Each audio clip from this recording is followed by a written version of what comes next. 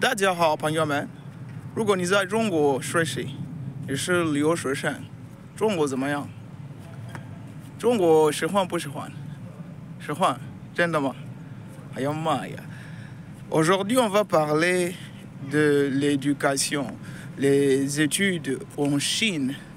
Alors, est-ce que c'est une bonne idée d'aller étudier en Chine? Bien. Pour commencer, c'est une très mauvaise idée d'aller étudier en Chine, surtout pour le bachelor degree, la licence. Le master encore, c'est un peu à négocier. Le doctorat, ça va parce que vous êtes déjà assez vieux, vous connaissez ce qu'il faut faire avec la vie, donc vous savez ce que vous allez faire là-bas. Et il y a des bourses aussi, hein, donc c'est une bonne chose pour le master et le PhD, le doctorat. Maintenant, en tant que licencié, vous voulez aller en Chine pour aller étudier. Bon, il faut comprendre que il y a deux façons d'aller étudier en Chine. Soit tu vas étudier en chinois ou bien tu vas étudier en anglais. La majorité de mes amis avec lesquels on est allé étudier en Chine ne parlaient même pas anglais. Hein. Donc, il faut savoir que même dans la classe, il y avait des Pakistanais, des Afghanistan peut-être, Pakistan, Bangladesh, tout ça là. Ils ne comprenaient pas anglais aussi. Donc, ce n'est pas forcément le fait de parler anglais qui te qualifie pour aller étudier en anglais. Mais normalement, c'est ça la logique. Il faut avoir des compétences linguistiques. Mais comme il y a toujours la magouille, et la Chine, c'est un pays très corrompu. Je vous assure que la Chine est super corrompue. Et donc, voilà, les gens, ils vont comme ça. Et puis, bon, sur leur papier, c'est écrit qu'ils maîtrisent la langue, ils ont des diplômes en anglais, ils ont des proficiency, ils ont des certificats de compétences linguistiques en anglais. Mais sur le terrain, ils connaissent que hello, hi.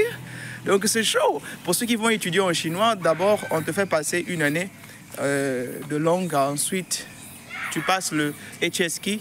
Je crois, je sais pas, c'est 3 minimum comme ça, ou 4.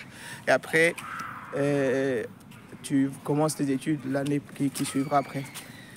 Bien, maintenant, pourquoi est-ce qu'il ne faut pas aller étudier en Chine? Bon, il faut comprendre que pour la majorité des gens qui quittent l'Afrique, c'est pour aller se chercher. Les études en Chine coûtent assez cher. Alors, quand tu y vas, la moindre des choses, ce serait qu'on te permette de travailler. Ce qui n'est pas le cas en Chine, les étudiants souffrent carrément.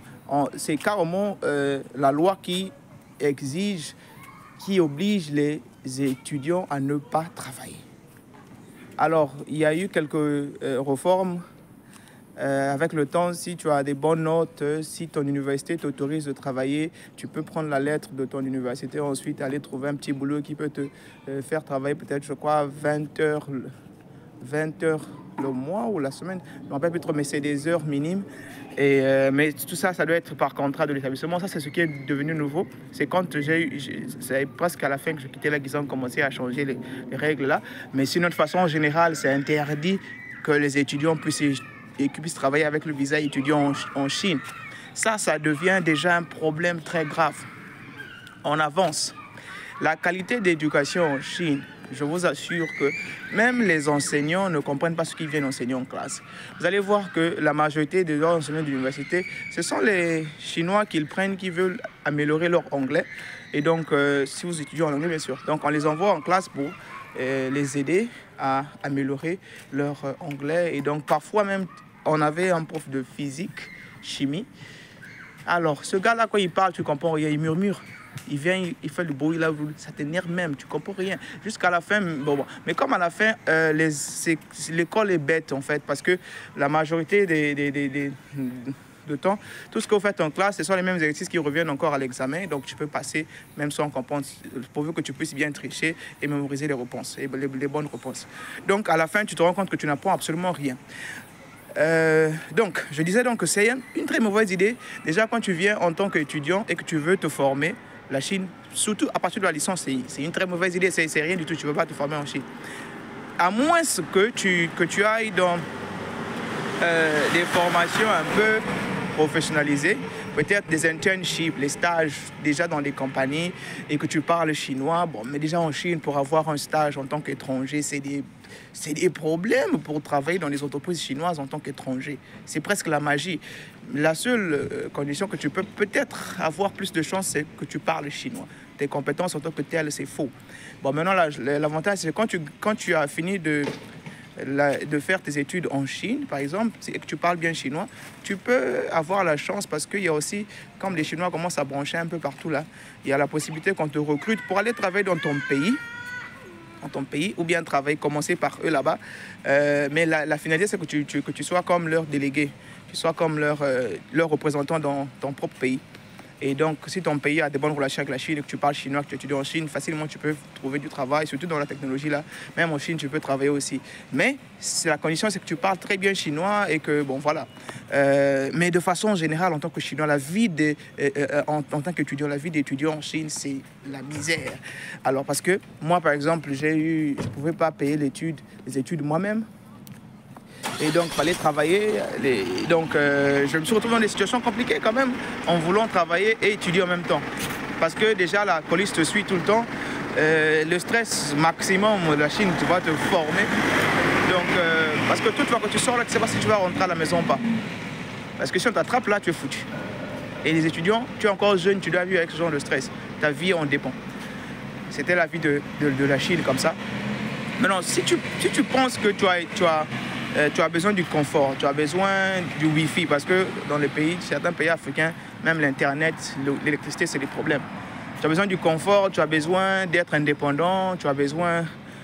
si tu es aussi intelligent, parce qu'il y a aussi des bourses, hein, il y a des bourses chaque année. Les 3 premiers de chaque classe, les premiers de chaque établissement ont souvent des bourses de province, bourses de ceci, bourses de cela. C'est une bonne chose, tu peux aller et que... Si tu veux te former toi-même, par exemple des histoires comme l'informatique, de nos jours, tu n'as pas besoin d'aller à l'école, tu n'as pas besoin d'un professeur pour apprendre. Tu peux apprendre sur Internet. Tu peux aller juste en Chine, tu as ta bourse partielle et puis bon, si tu travailles aussi bien, tu peux aussi gagner de l'argent, les stipends, de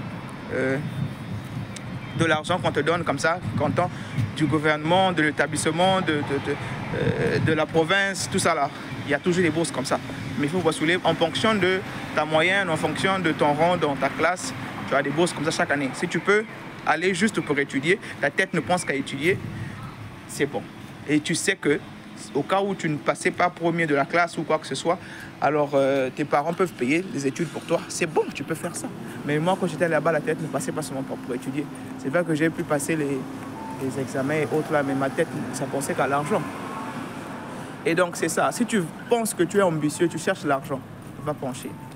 Si tu penses que tu veux étudier et que tu as le soutien des parents, va en Chine, tu peux t'en sortir.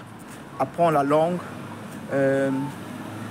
Essaye d'avoir les bourses qu'ils offrent là chaque année pour te permettre de payer au moins la moitié des frais scolaires ou bien la totalité.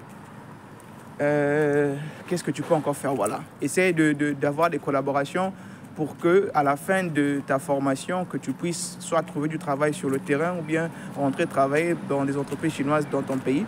C'est une très bonne chose. Mais de façon générale, pour un novice, quelqu'un qui ne maîtrise rien de la Chine, ne va pas en Chine, tu vas souffrir pour rien. Tu vas souffrir pour rien.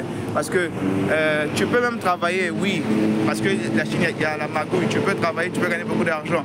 Mais c'est illégal de travailler en Chine en tant qu'étudiant. Le niveau de stress que la Chine va te donner, tes parents ne t'ont pas expliqué ça encore. Tu vois? Et donc, je vous laisse le digérer. Ceux qui veulent venir en Chine, étudier. N'envoyez pas vos enfants si vous n'êtes jamais allé en Chine. Vous allez traumatiser les enfants pour rien. Si vous pensez que vos enfants sont assez intelligents et que vous pouvez les suivre, vous êtes déjà allé en Chine, vous savez combien est-ce que les études coûtent, d'accord. Sinon,